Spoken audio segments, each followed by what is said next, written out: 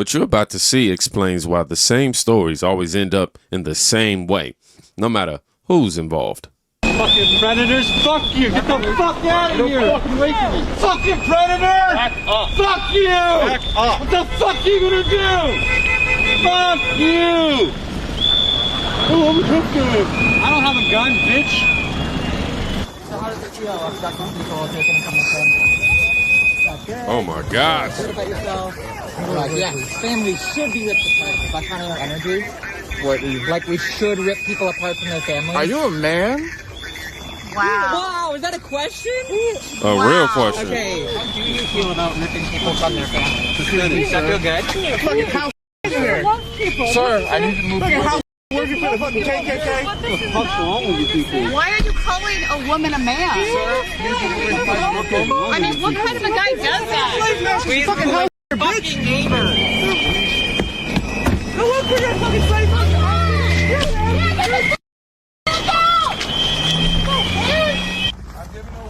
A warning for what, sir? A warning for what? A warning to quit following our vehicle. Because? Because we're conducting law enforcement operations. Yes, and we're allowed to film you doing those law enforcement operations. We still have a First Amendment, sir. We are not impeding your operations. We're merely filming them. Now you are interfering with our operations, so do not continue to follow. We're press. We're press. We can follow you and film you. We're press. We have a right to. Are you trying to get rid of the First Amendment? What did I just watch? Now, this isn't debate or some sort of misunderstanding that we're saying. This is what comes out immediately when someone steps out of the role they were assigned. If you know what I'm saying. That reaction, it didn't build. It didn't escalate. It arrived fully formed. That was just sickening. I'm telling you, you think for yourself and you put America first, you lose your black card. And everybody else becomes racist towards you, which tells you this wasn't said in anger. It was actually said in comfort. People don't reach for language like that unless they've already decided who's allowed to hear it. And when someone finally calls that out directly, the response is never denial. It's punishment. Listen to what she's responding to, not hypothetically, but specifically. You're black! What? You're next! You're next, nigga! Look at you! What's your fucking mouth? I don't want to watch shit! Fuck you! It's a shit! Fuck you! White liberals are some of the most racist individuals walking the streets of America. White liberals are the people who want to paint black people as less than or inferior. White liberals are the ones who want to push the narrative that black people are somehow victims. And the moment that you do not move the way that they want you to move, it never fails. They will remind you that you don't belong here either. And y'all eat that shit up like dummies while calling conservatives the racists. Conservatives who say that everybody is equal, that black people, you're not victims. Yeah, I've never heard a conservative say, after we're done with those Hispanics, we're coming after you, black folks. No, that's just the Democrats. So who are the real racists? Now, she's not arguing policy. She's responding to behavior. The pattern is simple, right? Support is conditional. Respect, conditional as well. It falls under that umbrella. And the second you stop performing gratitude, the insults, they come out fast. I'm serious, man. I lived it. Not whispered, not coded, out loud. Now, I want you to watch how the same exact mindset shows up again, this time with studio lighting. Pay attention to what's being done here. There is a reason why I think Donald Trump not only picked independent journalists, but black journalists in particular. Clearly, we know there's no love lost between Don Lemon and Donald Trump, that he's been very critical of the president, who also called out Donald Trump in 2017. And the reason why I think he picked these particular journalists is being independent. You don't have the backing of a CNN. You don't have the backing of a big network. The other part of it, too, is that if you can make them the face of this issue that is happening in Minneapolis, we know that given some of the racial issues that we have in this country, it is likely to have a lot less sympathy because they are journalists, one, and people hate the press, and two, because they're black. And so I do think that that's an important part of this, especially given the president's own language when it comes to anti-DEI and making black people the face of woke, and all that we've heard from this administration.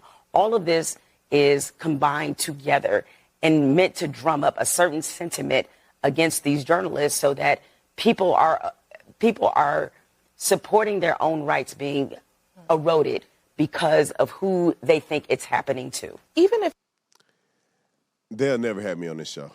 They should let me fill in for Scott Jennings when he's out. Do you know how crazy that is? They need a black man to fill in, because when black people say stupid stuff like that on TV, I'm the perfect person to call them out. Don't try to pull that race stuff on us. Black journalists are the one. CNN Don Lemon worked for CNN. Yep. What are y'all talking about? Black journalists don't have the backing of CNN. You are on CNN as a paid contributor. What exactly are you referring to? What black journalist is she talking about? That's not in the mainstream. What black liberal journalist do you know that's online right now? What do you say? Name one. Man, the facts don't lead the story. The conclusion does. Once the conclusion is locked, everything else becomes, decoration, language, tone, context, It's not about what happened. It's about protecting the explanation. This is all these Democrats live on now. Just racism, And again, like I said, protecting the explanation. And the explanation has to stay intact because it's doing work somewhere else. Which brings us to the part people like to pretend don't exist. This isn't a slip up. This is confidence. With Al Jazeera, the head of a Minneapolis teachers union, she proudly admits that elected officials are in signal chats. They're being used to share information about where these federal agents are. Listen. The notion that people that are actively engaged in ICE Watch, in being vigilant in protecting our neighbors, in signal chat groups, running plates in their cars, doing patrols, that somehow we're ashamed of that activity, that somehow you could call our bosses or show our faces and then we would be shunned by our community. Our bosses are in the signal chats with us. Our elected officials are in the chats with us. And I have reached out to the mayor and governor's office to get their reaction to that, Dana. Nobody in that clip sounded worried. Nobody sounds exposed. I think because to them, this isn't radical. It's routine. Officials, unicorns, activists, same chance, same goals, same language. That's not outrage. That's infrastructure. It says the head of Minnesota Teachers Union just proudly admitted that Democrats statewide are participating in the illegal insurrection signal chats. Just want to make sure y'all have full context there. And once you build that kind of system, though,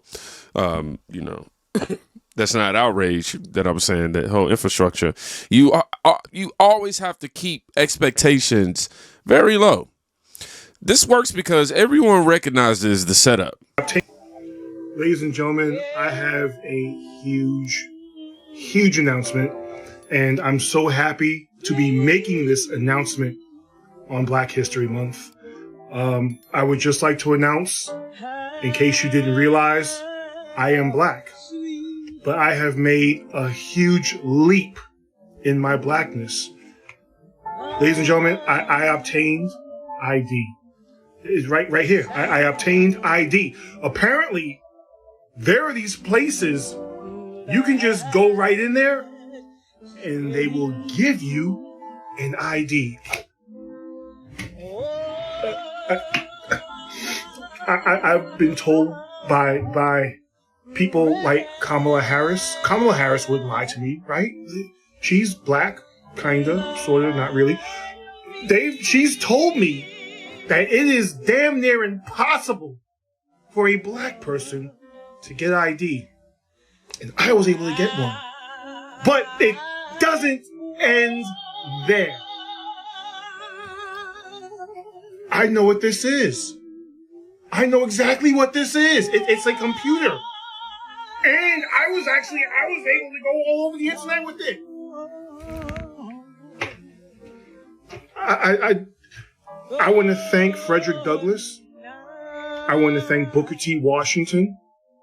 I want to thank George Washington Carver, because they paved the way for people like me.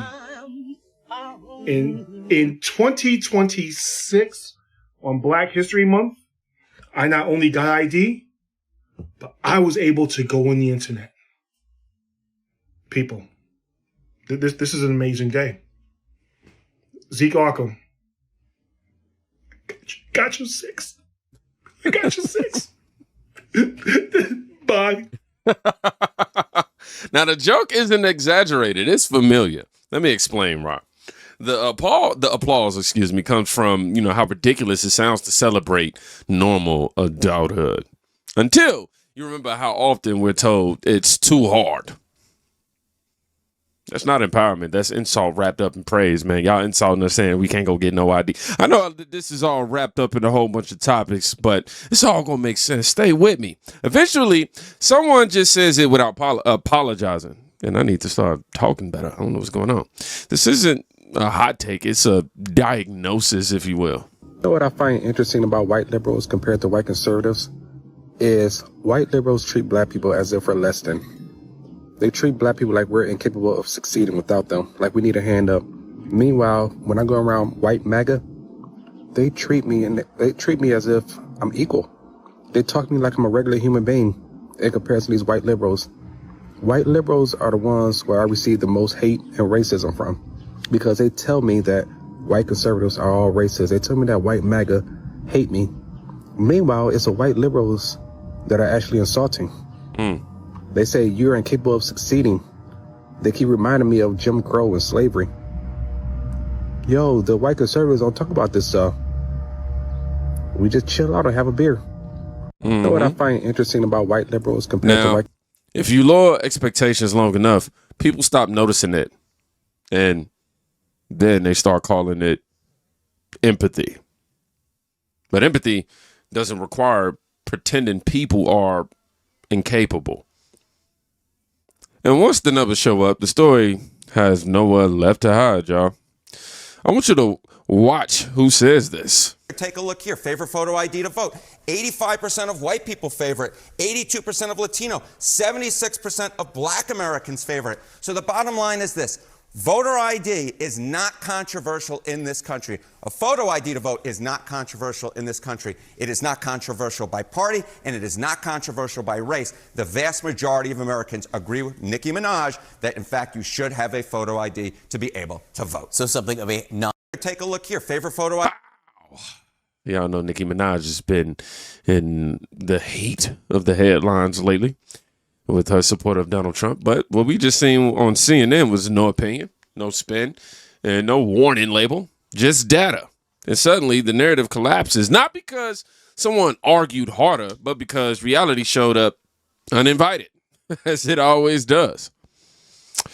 Now, when you line all this up, something becomes very obvious.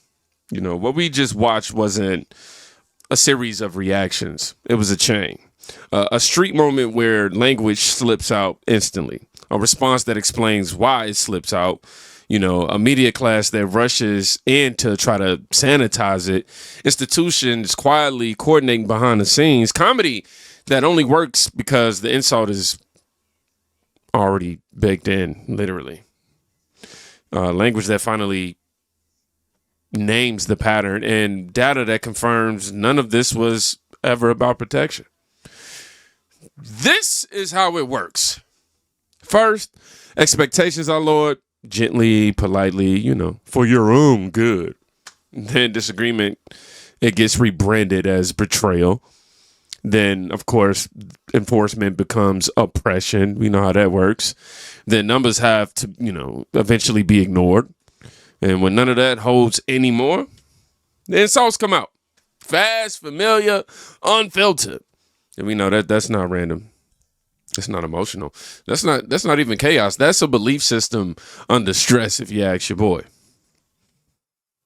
And belief systems always reveal themselves in the same way. Not when they're winning, but when someone quietly steps outside the role they were assigned. being a Democrat and black. Because the moment you don't need permission, the people who relied on giving it, they start panicking. Not loudly, not even dramatically, but systematically. And once you see that, you can't unsee it. Y'all let me know y'all thoughts on that. Now, if you made it to the end of this video, I want you to put nowhere left to hide. Yep. That's why I want y'all, you know what I'm saying? Because that's what we seeing, right? The data is showing that. Y'all be safe. Go check on somebody today. You can quite literally be saving their life. And yeah, I'm hot. I'm finna take this off. Peace.